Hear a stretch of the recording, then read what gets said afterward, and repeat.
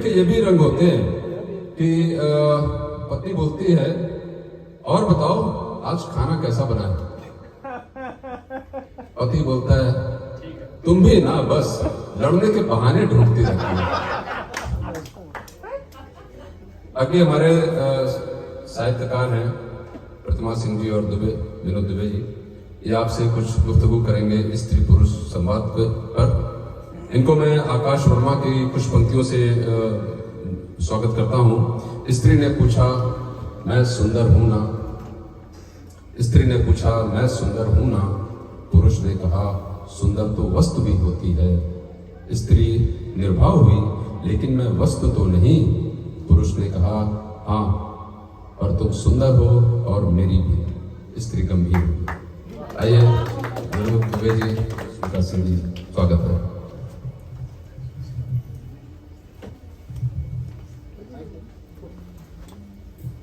शुक्रिया आलोक जी। हम लोग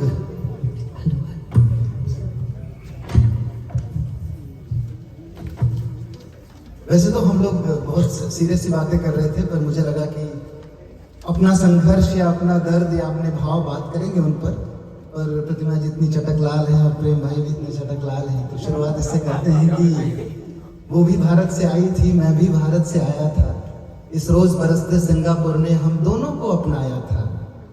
इस रोज बरसते सिंगापुर ने हम दोनों को अपनाया था। एचडीबी के कोने में अदरक वाली चाय बनाते थे, फर्श पे गद्दा डाल के हम दोनों बाहों में सो जाते थे। तब भी दुनिया में दर्द बहुत था। ये पीआर और सिटीजनशिप के मुद्दे तब भी थे। तब भी दुनिया में दर्द बहुत था, तब भी मुद्दे अखबार में थे। पर हम दोनों को क्या मतलब, हम दोनों तो प्यार। तो शुरुआत करते हैं। सबसे पहले हम लोग बात कर रहे थे कि मैं पुरुष का करूंगा और प्रतिमा जी स्त्री का करेंगे। फिर मुझे लगा कि एक चैलेंज लेते हैं। हमेशा घर में लड़ाइयाँ होती हैं तो स्त्रियां कहती हैं कि तुम समझते नहीं हो हम लोग क्या सोचते हैं। पुरुष कहता है तुम नहीं समझते हो। तो प्रतिमा जी एक कविता पुरुषों की तरफ से सुनाएंगी कि पुरुष की भावनाएं कैसी होती हैं रिश्तों में, और मैं एक कविता स्त्रियों की तरफ से। तो मैं चाहता हूँ जोरदार तालियां बजाएं प्रतिमा जी के लिए। धन्यवाद विनोद जी। और मैं विनोद जी आपको धन्यवाद देना चाहूँगी कि आपने कॉन्सेप्ट सामने रखा कि मैं अपने पुरुषों पर कुछ लिखा है क्या। मैं 3 दिनों से पुरुषों के मन को टटोल रही थी, अपने पिता, अपने भाई, अपने पति, अपने बच्चों, अपने दोस्तों के रूप में। कुछ एक चीज कॉमन पाई जिसको आज यहाँ बोलना चाहूँगी। लड़के, घर की छत, वो जो पैदा होते ही कुल का दीपक कहलाता है। वो जो पैदा होते ही कुल का दीपक कहलाता है, बाद में दुनिया को अपनी जिम्मेदारियां, कठोरता और फौलादी जिगर दिखलाता है। वो लड़का जिसकी आंखों में बड़े बड़े सपने होते हैं, पर जेब में घर के सामान की सूची और अपने होते हैं। उसे रोना नहीं सिखाया गया, उसे कभी रोना नहीं सिखाया गया। किस्मत में उसकी बस दर्द पीना और सहना लिखवाया गया। क्या बात। कहा गया उसे, मर्द हो हमेशा अपनी भावनाएं जेब में रखो। कहा गया मर्द हो हमेशा अपनी भावनाएं जेब में रखो, जिम्मेदारियों की अग्नि में पको और निखरो। वो माँ की थकी आंखों में अपनी नींदें छोड़ आता है। वो अपनी माँ की थकी आंखों में नींदें छोड़ आता है। बहन की खुशी के लिए अपने शौक बेच आता है। पिता का उत्तरदायित्व उसके कंधों पर खामोशी से उतरता है। और वो ना जाने कब घर की छत बन जाता है। खुद भीगता है पर छत टपकने नहीं देता। वो सिर्फ पैसे नहीं कमाने जाता, रोज पहन पतलून। वो रोज सिर्फ पैसे नहीं कमाने जाता, रोज पहन पतलून वो कमाता है घर भर के लिए स्थायी सुकून। वो जब पति बनता है तो दो घरों के बीच पुल बन जाता है और खुद बीच में चुपचाप पिघलता रहता है। उससे कभी किसी ने नहीं पूछा तुम ठीक हो क्या? उससे कभी किसी ने नहीं पूछा तुम ठीक हो क्या? क्योंकि मान लिया गया अगर वो हंस रहा है तो सब ठीक है। पर सच तो ये है कि वो भी टूटता है, बस हम लड़कियों की तरह आवाज नहीं करता। दुनिया बराबरी की बातें करती है, पर इस बहस में एक सवाल अक्सर दब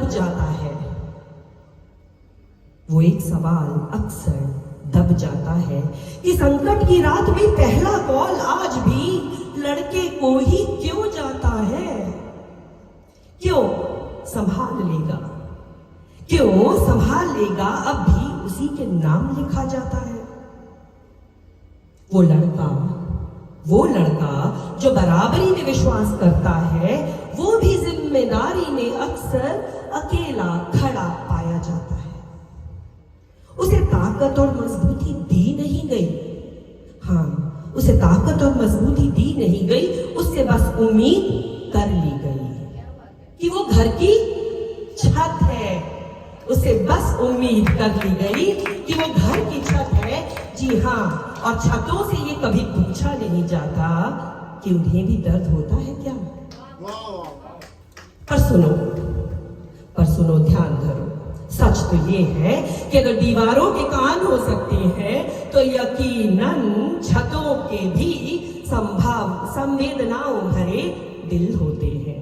छतों के भी संवेदनाओं भरे इन लड़कियों की छतों के भी संवेदनाओं भरे दिल होते हैं। चलिए माना कि इनके पास जिम्मेदारियों का कर्ज और फर्ज होता है, पर हमेशा याद रखे दोस्तों, इनके दिलों में भी तो दर्द होता है। उम्मीद है ठीक बोला। आपने जितना अच्छा बोला ये सारे पुरुष बताएंगे जोरदार तालियों से। पहले बोलना तो कि लड़कियों का मन टटोलना आसान नहीं रहा होगा आपके लिए, लड़कों का बड़ा आसान रहा होगा, क्योंकि हमारे मन में ज्यादा कुछ रहता भी नहीं कभी। और इन्होंने जो बोला वो बहुत ही टू द पॉइंट। शांति जी की आंखों में आंसू आ गए। कौन रोया? लड़के लोग किसकी आंखों में आंसू आए? अगर वो सिर्फ इतना बोल देती कि संवेदना है, उतने में ही होते कहने की जरूरत ही नहीं थी। और क्या कभी लोग तो बोलेंगे ही। बड़ा अब महिलाओं का दिल भी तो टटोलिए। कोशिश करता हूँ, सबसे कठिन काम है मेरा। मैं तो अभी रो रहा हूँ। अक्सर हम लोग कहते हैं ना कि भाई स्त्रियों को पकड़ पाना बड़ा मुश्किल है। लड़कों के सारे जोक्स ऐसे ही रहते हैं, हम जब बैठते हैं कि यार दे आर वेरी डिमांडिंग, पता नहीं उन्हें क्या चाहिए, समझ में नहीं आता, ये चाहिए वो चाहिए। सो जहाँ तक मैं उन्हें समझ पाया हूँ, all they need is care. They just want you to be there for them. तो मेरी एक कविता है कि बर्थडे पर इस बार नए आईफोन का मॉडल दिलाना, मजाक में मैं तुमसे अक्सर कहूँगा। बर्थडे पर नए आईफोन का मॉडल दिलाना, मजाक में तुमसे अक्सर कहूंगी, पर तुम्हारी इन बोरिंग कविताओं से भी मैं बेइंतहा खुश रह लूंगी। बस भीड़ में जब नजरें मिले तो देखकर मुस्कुरा देना, सड़क पार करने चलूं तो हाथ थाम कर पार करा देना। ये छोटी छोटी बातें मैं तुमसे कभी कहूंगी नहीं, बस तुम इन्हें अपने मन में संभाल रखना। जैसे मेरे बाबा रखते थे वैसे ही मेरा ख्याल। कुछ मेरी भी मनमर्जियां होंगी, कुछ मेरी भी ख्वाहिशें होंगी। कभी बिस्तर पर चाय मांगूंगी तो कभी चटर पटर फरमाइशें होंगी। इससे मत मिला करो, वहां मत जाया करो, उस ठेले वाली दुकान से गोलगप्पे मत खाया करो। बात बेबात मत इतना बवाल करना, जैसे मेरे बाबा रखते थे वैसे ही मेरा ख्याल। एक पल गुस्सा और दूजे पल प्यार करूंगी। दिनेश भाई आपके लिए, एक पल में गुस्सा दूजे पल प्यार करूंगी, जब जैसा महसूस हुआ तुरंत वही इजहार करूंगी। हम लड़कियों के हार्मोन्स हमें ही समझ नहीं आते हैं, और हम मूड स्विंग तुम्हें कहते हो कि पहले से क्यों नहीं बताते। सारी महिलाओं के दिल की बात, देखिए कितने खुश है साहब। हम लड़कियों के हार्मोन्स हमें ही नहीं ठीक से समझ आते हैं, और तुम्हें शिकायत है कि मूड स्विंग के बारे में तुम्हें पहले से क्यों नहीं बताते हैं। कहते हो कि हम लड़के तो ऐसा नहीं करते, मात्र ऐसे स्टूपिड सवाल करना, जैसे मेरे बाबा रखते थे ना, बस वैसे मिला। आखिरी दो स्टेंजा है कि अब देखिए वो जो विस्थापन का दर्द है, जो हम पुरुष कभी नहीं समझेंगे, घर से निकलकर कहीं और जाना, कि मैं तुम्हारे घर सिर्फ तुम्हारे लिए आई हूँ, मैं तुम्हारे घर सिर्फ तुम्हारे लिए आई हूँ, लाख कोशिश कर लूं पर आज भी वहां मैं जरा सी पर आई हूँ। कई बातें चुभती हैं, रोने देना जी भर के, समझाने की कोशिश मत करना, बस बैठे रहना चुप करके। हाथ मेरा थामे रखना और जेब में अपनी एक रुमाल रखना, जैसे मेरे बाबा रखते थे, वैसा मेरा ख्याल है। क्या बात। और आखिरी पंक्तियां कि देखिए, मुझे हमेशा लगता है कि जो रिश्ते हैं, ये जो सारा अनुसुईया जी कर रही हैं, सबको जोड़ के रखना शायद स्त्रियां ही कर पाई हैं, और इन्होंने अपनी इस लेगेसी को बड़े गर्व से, बड़े प्राइड से अपने पास रखा है। तो वो कहती है कि दादियां नानियां सहती आई, जैसे अभी गिरजा में बता रही थी कि बेटी की शादी हो रही थी, तो उसने बोला कुछ सफेद पहनूंगी, और उन्होंने कहा कि लाल जोड़ा पहनना, और उसने, जबकि वो बहुत मॉडर्न है, उसने इमीडिएटली एक्सेप्ट कर लिया।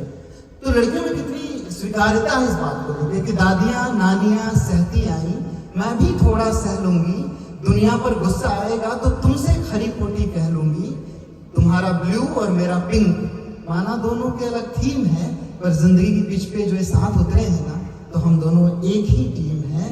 मैं 7 जन्मों तक तुम्हारी ढाल बनूंगी, मैं 7 जन्मों तक तुम्हारी ढाल बनूंगी, बस तुम मत मुझे निढाल करना, जैसे मेरे बाबा रखते थे ना, वैसे वैसा मेरा ख्याल रखना। क्या बात।